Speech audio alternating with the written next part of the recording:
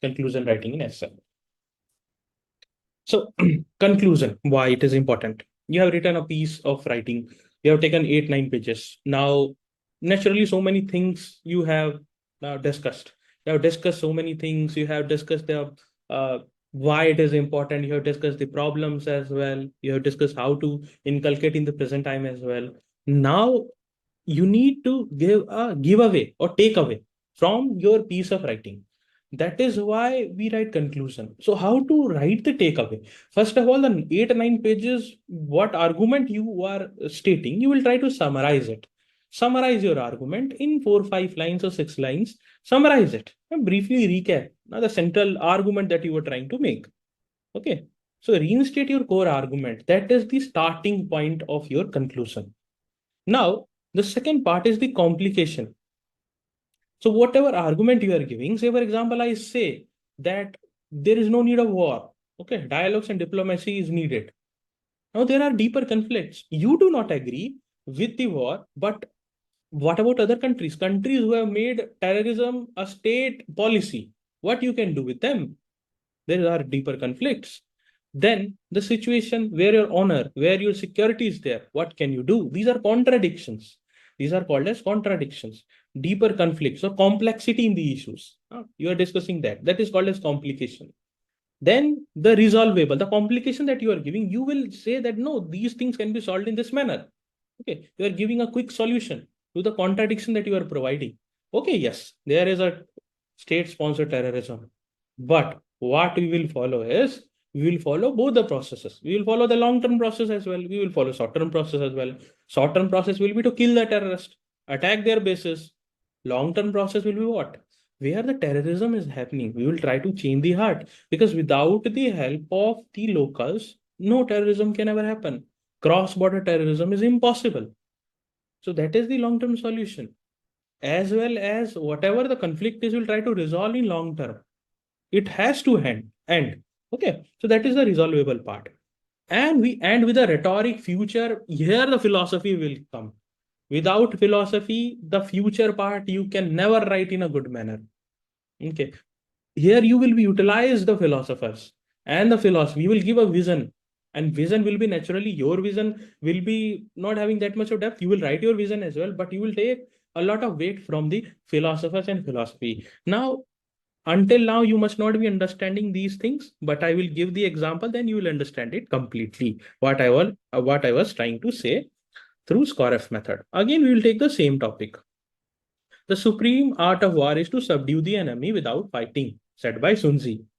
Now, first we will try to summarize. So, the true essence of warfare, Sun Tzu says that not in destruction, it is in wisdom. Now, we are trying to have destruction by waging the war, boots on the ground. That will not, that is not the true essence of warfare. The good warfare lies in the wisdom. So the greatest victory is not achieved through violence, but through understanding, restraint. There is a concept in international relation, strategic restraint. Okay, so strategic silence. Sometimes you don't reply even. If there is in United Nations, if there are a talk about China, you will see that sometimes our external affair minister will not say anything. That is called as strategic silence. This is also called as restraint. Okay, an intelligence strategy that preserve both peace and dignity. You are just summarizing the argument that you try to give. The core idea, the core message. Okay, in 3 line, 4 line, 5 line, whatever you are comfortable with.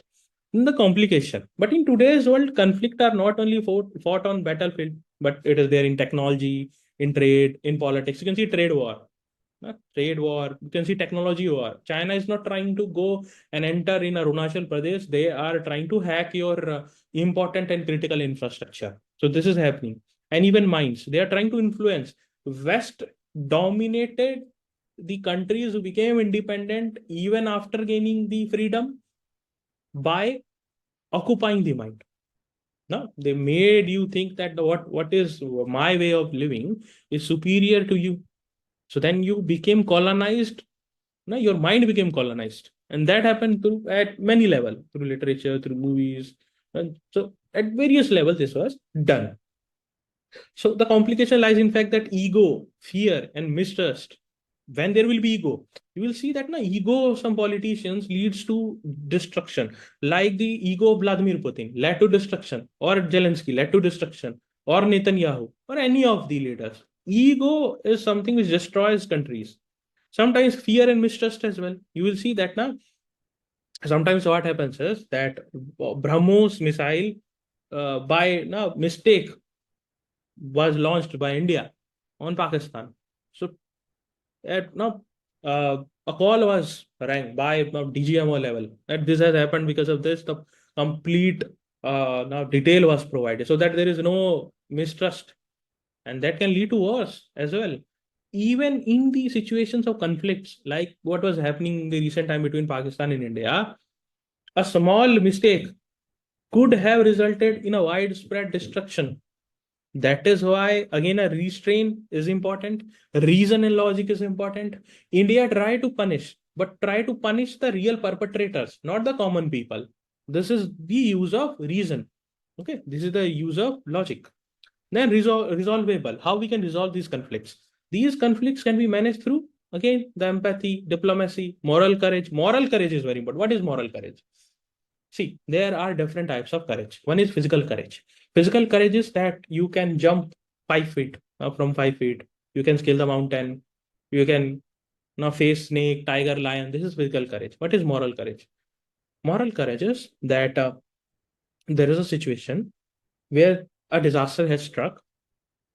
You are still having the moral compass not to hurt people, to survive, or for your selfish interest. But sadly, there are examples where the moral courage has taken a backseat. Recently, there were incidences like in Uttarakhand, a severe flood has come in, I think, 2013-14. Then what happened was that people who died, now other people were taking out ornaments and other things from dead body. So this is moral courage taking backseat. Moral courage is very, very important. Moral courage was now shown by Pandit Jawaharlal Nehru as well in several instances. Also, trust building. Now, that is why there are institutions. Why there are institutions? Why there are multilateral, minilateral institutions? Why there are groupings? That is to have dialogues. That is to have trust. That is to promote a leadership, which is ethical. Ethical leadership is very important, and that can transform confrontation into cooperation. Europe was constantly fighting. Europe was constantly fighting for around 150 years. But then some ethical leadership came together, made European Union. Now Europe, specifically the Western Europe, is one of the most peaceful regions, having absolutely zero confrontation. So this is how things can be resolved. As history shows, non-violence and negotiation have achieved what wars could not. Okay. That there is a quotation, famous quotation of Mahatma Gandhi: "An eye for eye makes the whole world blind." Huh? Then the future belongs to those who can win without destroying. The future belongs to, see, if a country is constantly in confrontation, can that country grow? If you have to grow, you have to grow by negotiation, empathy, and persuasion. If your country is constantly fighting a war, will that country be able to progress? No, absolutely no. So the strongest weapon is wisdom, and wisdom comes from experiential learning, experiences. So China in the 1970s had economy similar to what India had. Now in 2025, the China is approximately 50 years ahead in technology development, social parameters than India. Why it happened? Because of the wisdom of some of the leaders. They gained from the experiences. When they went to USA as well, their people came and tried to build in the nation, rebuild, try to even refurbish. All these kinds of things were done by people. So, wisdom lies not in punishing others, but winning the heart. Winning the heart, winning the mind is something which goes on for thousands of years. Buddha was not taking a sword, but Buddha's lessons are still beaming in the entire world. Buddha is still called as the light of the world. That is why there is a famous saying: pen is mightier than the sword. The pen, why it is said, the pen which has written the wisdom, the Socrates, the Aristotle, the Plato, the Buddha, the Bhagavad Gita, is mightier. Why? Because it is standing still. The lessons are still there. The wisdom is still showing us light. But Alexander, what war he won, is it showing any kind of wisdom? No. But his life experiences are teaching us wisdom. Okay. So that is why it is very, very important to understand that if you want to have a long lasting peace at the personal level, at the level of humanity, it can be only earned through wisdom. Okay, so this is how you construct any conclusion. The method is called as SCOREF. S stands for summarizing, CO stands for complication or contradictions, RE stands for how you can solve the complications, and F stands for the future vision, where you will be strongly using the philosophy and the rhetorics.